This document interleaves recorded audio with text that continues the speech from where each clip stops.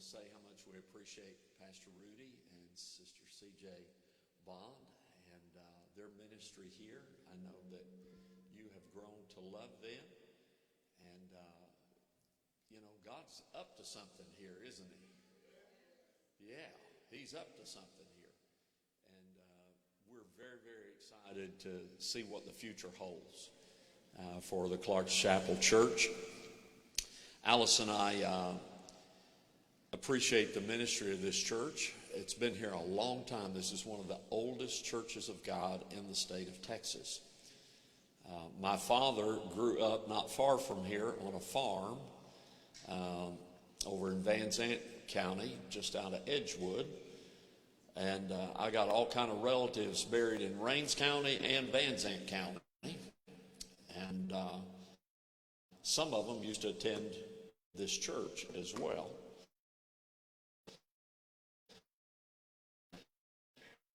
On top of that, I sent on my sitting over here on the left. My Uncle Roy is very good to see.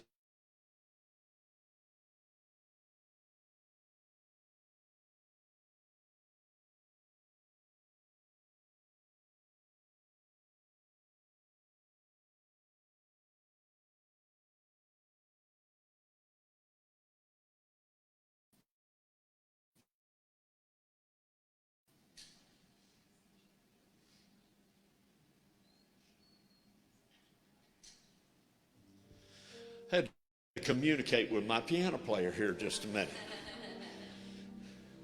Every once in a while, either she's confused or I'm confused, and it's really bad when we're both confused.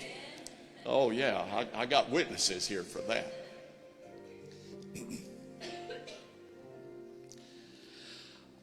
I feel the touch of hands so kind and tender, they're leading me in the paths that I must walk. I'll have no fear, for Jesus, he walks beside me. And I am sheltered safe within the arms of God.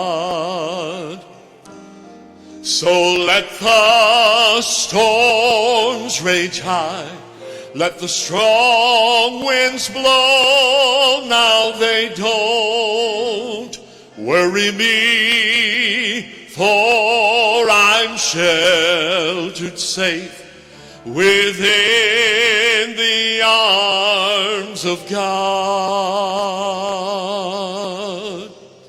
He walks with me, and none of earth can harm me, because I am sheltered safe within the arms of God.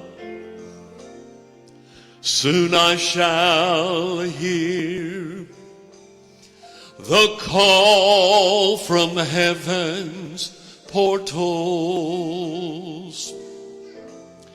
Come home, my child, it's the last mile you must walk.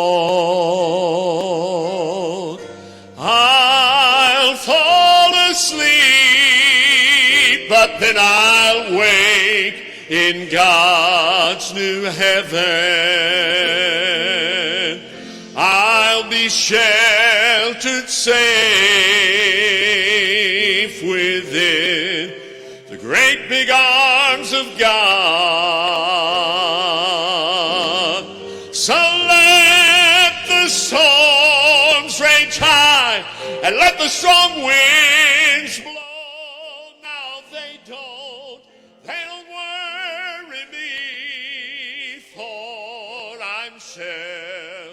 safe within the loving arms of God.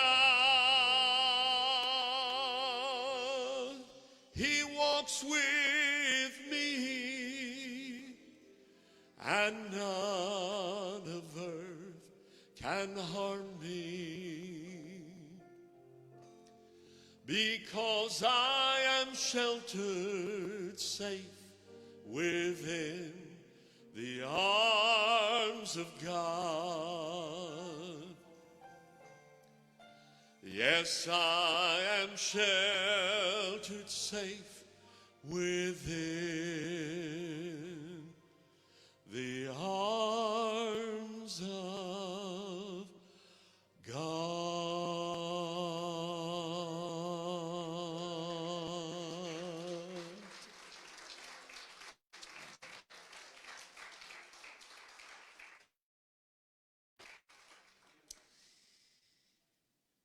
Just before I share the word today, I just something very briefly with you.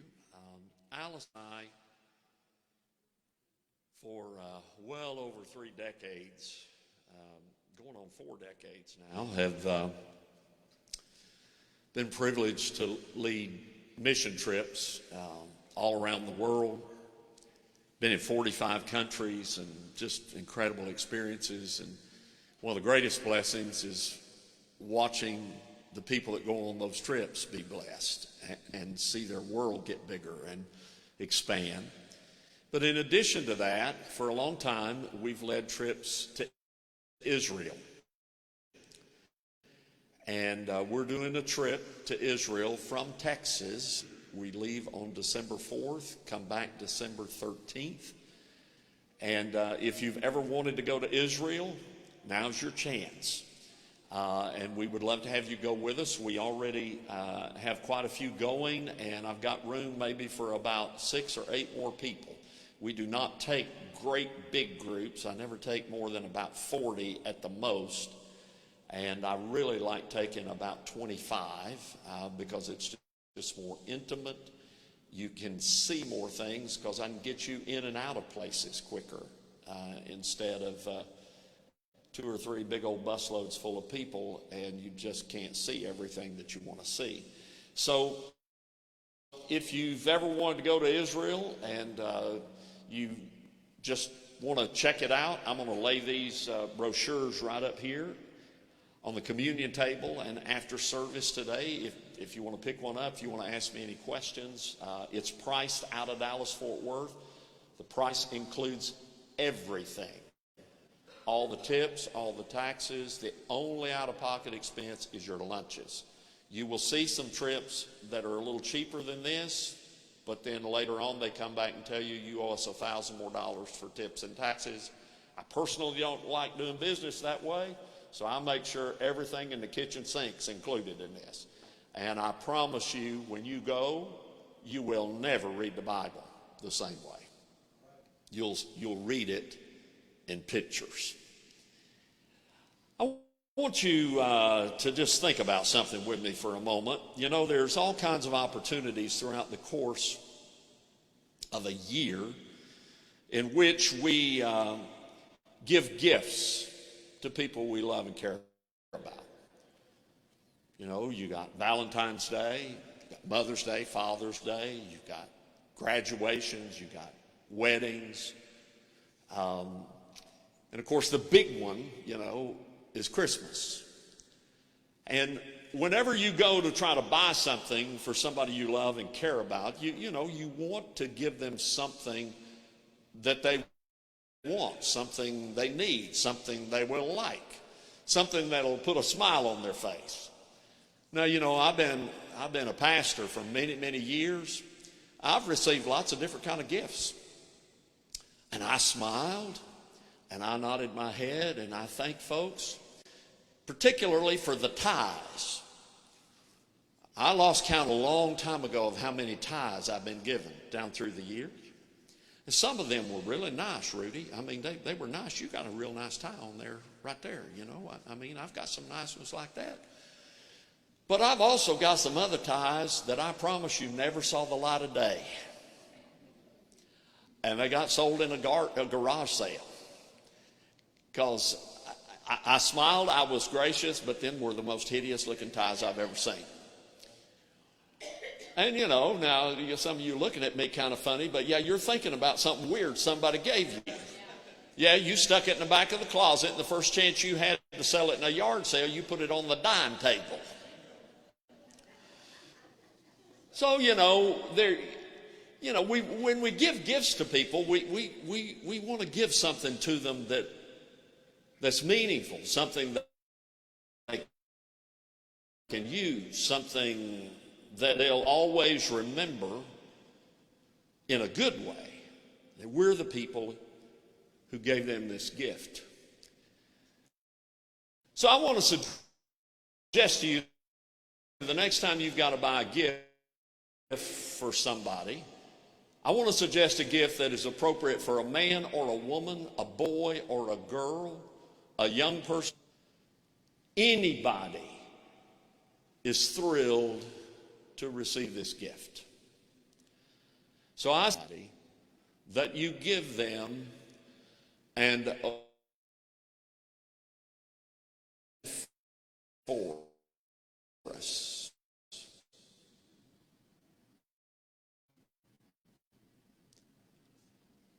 Not an extinct